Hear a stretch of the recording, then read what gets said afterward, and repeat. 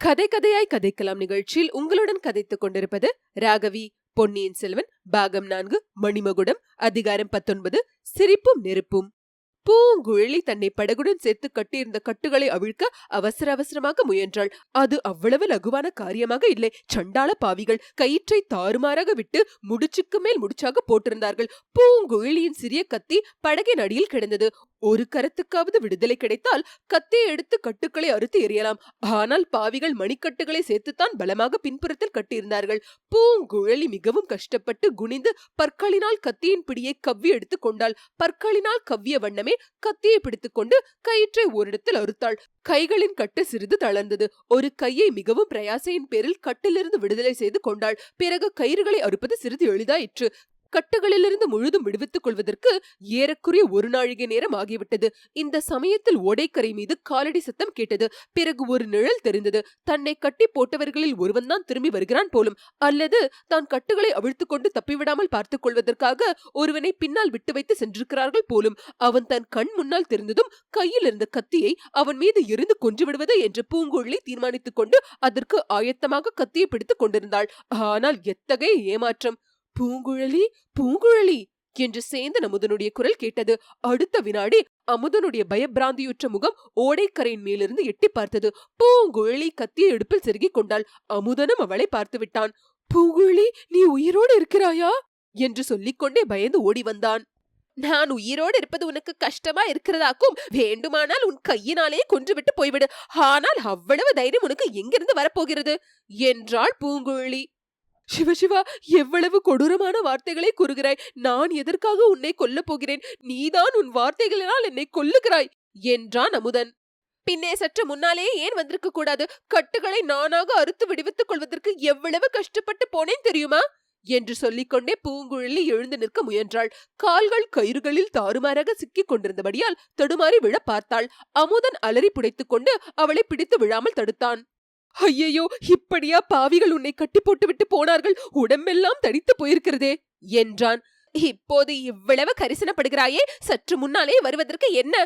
மறுபடியும் அப்படியே கேட்கிறாயே? உனக்கு இப்பேற்பட்ட ஆபத்து வந்திருக்கிறது என்று நான் என்ன கண்டேன்? நீ என்னை போ போ என்று விரட்டினாய். நான் போய்கொண்டே இருந்தேன். பின் எதற்காக திரும்பி வந்தாய்? ஒருவேளை நான் செத்து போயிருந்தால் என் உடலை தகனம் செய்துவிட்டு போகலாம் என்பதற்காகவா?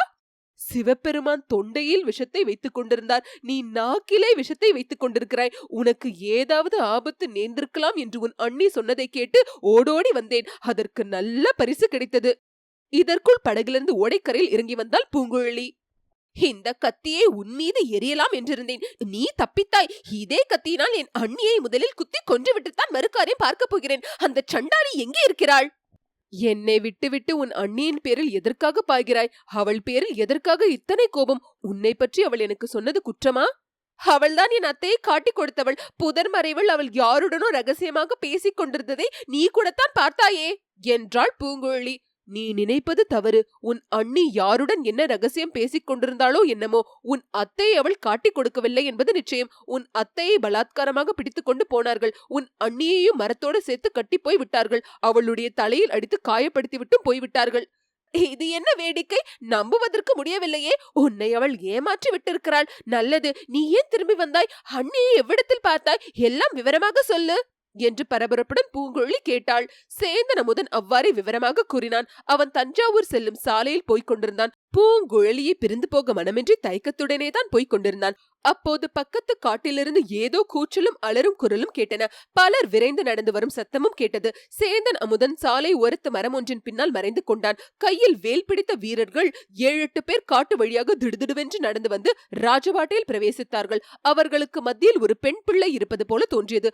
மனிதர்களிடையில் சற்று இடைவெளி தெரிந்தபோது மத்தியில் இருந்தவள் பூங்குழலியின் அத்தை மாதிரி தோன்றினாள். அவள் அத்தையாக இருக்க முடியாது. அது தன்னுடைய மனப்பிரமை என்று சேந்தன் அமுதன் எண்ணிக்கொண்டான். அந்த வீரர் கூட்டம் சென்ற பிறகும் காட்டிற்குள்ளே இருந்து ஒரு பெண் பிள்ளையின் கூக்குரல் கேட்டுக் கொண்டிருந்தது. சேந்தன் அமுதன் முதலில் நமக்கு என்னத்திற்கு வம்பு, நம் வழியே நாம் போய்விடலாமா என்று நினைத்தான். ஆனாலும் மனது கேட்கவில்லை. யார் அலறுவது என்று பார்த்து தன்னால் ஏதேனும் உதவி செய்ய கூடுமானால் செய்யலாம் என்று எண்ணி கூக்குரல் வந்த திசையை நோக்கி போனான். அங்கே ராக்கம்மாள் மரத்தில் கட்டப்பட்டிருந்ததை கண்டான். அவள் தலையிலிருந்து ரத்தம் வழிந்து முகமெல்லாம் ஒரே கோரமா இருந்தது.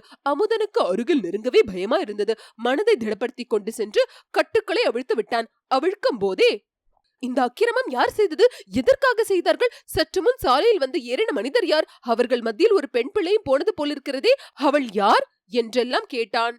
ஆம் தம்பி, அவர்கள் உன் பெரியம்மாவை கட்டி இழுத்துக் கொண்டு போகிறார்கள். அதை தடுப்பதற்கு நான் முயன்றேன். அதற்காகத்தான் இப்படி என்னை அடித்து கட்டிவிட்டு போனார்கள். உன் மாமன் மகளும் பெரியம்மாவும் படகில் ஏறி போய்க் கொண்டிருந்தார்கள். படகிலிருந்து தான் பெரியம்மாவை கட்டி இழுத்து வந்தார்கள். பூங்குழலியின் கதி என்ன ஆயிற்றோ தெரியவில்லை. ஓடி போய் பார் என்றாள். சேந்தன் அமுதன் திடுக்கிட்டு பூங்குழலியை தேடிக்கொண்டு புறப்பட்டான். அச்சமயம் ராக்கம்மாள், கொஞ்சம் பொறு தம்பி, பூங்குழலியும் அந்த ஊமை பிசாசும் படகில் ஏறி எங்கே புறப்பட்டார்கள்? உனக்கு தெரியுமா? உன்னை ஏன் விட்டு போனார்கள்? நீ எங்கே தனியாக கிளம்புகிறாய் என்று கேட்டாள். இப்படி அவள் கேட்டது, முக்கியமாக ஊமை பிசாசு என்று சொன்னது சேந்தன் அமுதனுக்கு பிடிக்கவில்லை. எல்லாம் அப்புறம் சொல்லுகிறேன் என்று கூறிவிட்டு கால்வாயை நோக்கி ஓடி வந்தான்.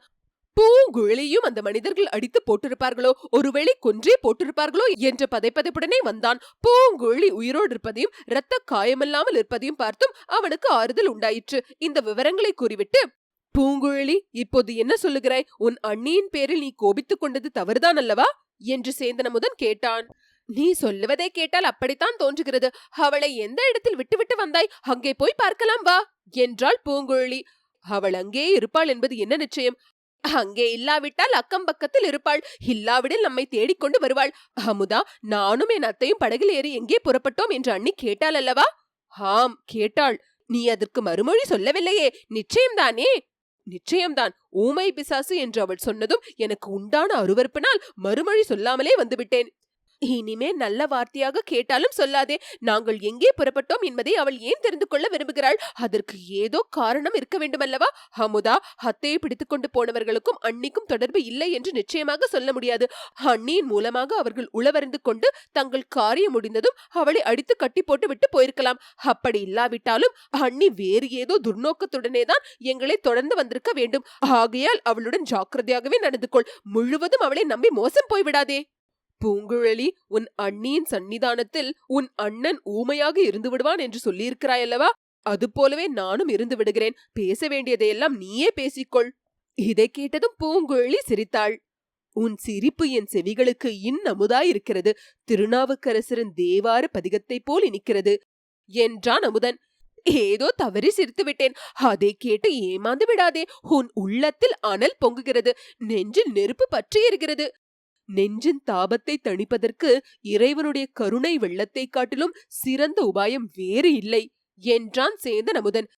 இத்துடன் அதிகாரம் 19 முற்றிற்று.